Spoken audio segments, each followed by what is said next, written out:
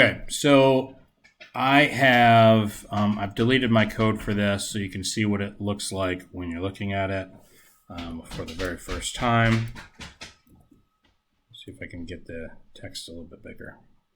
Okay, so when we are running these are helping you to start thinking of not hard coding your programming code. Okay, we're given a situation, we're given some example calls to that method and what the outputs should be. Based off of that, we need to create the method that will give these results, but not just these results. It needs to give results so that it will work in any case.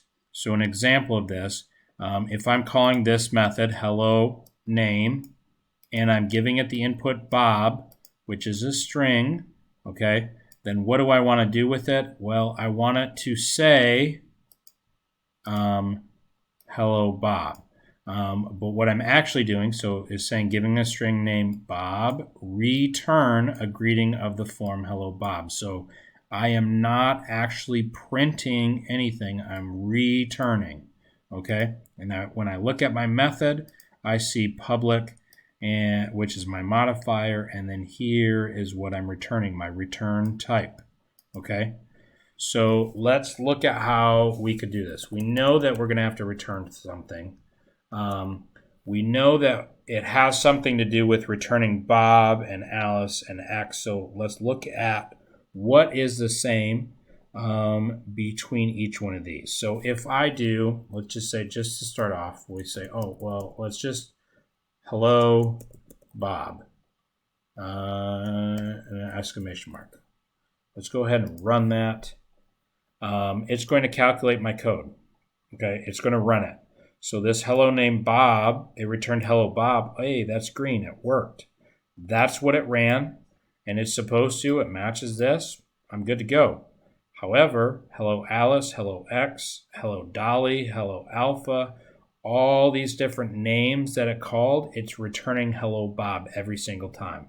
This is an example of hard coding because it only works for that one instance or those few instances. You need to create it in such a way where it'll work for more.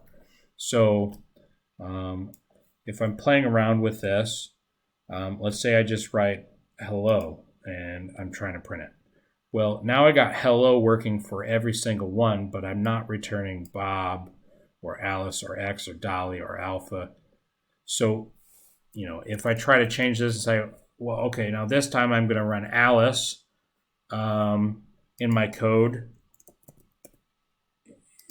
that's not really giving me what I want either, because now it's only working for that one case.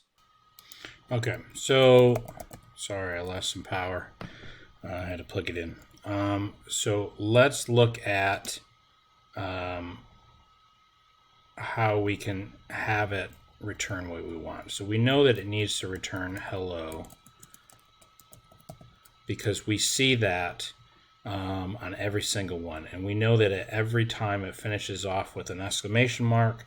So that's what we want. Okay. Now, if we use the parameter that we're passing in so that every time the method is called and they're passing in that requirement, if that's what we are calling or using, then we should probably get our results. Okay, but I can't write helloName. Let me write my code correctly. Because when I do that, it's returning helloName every time. I actually need to return what that variable was, not the actual word name.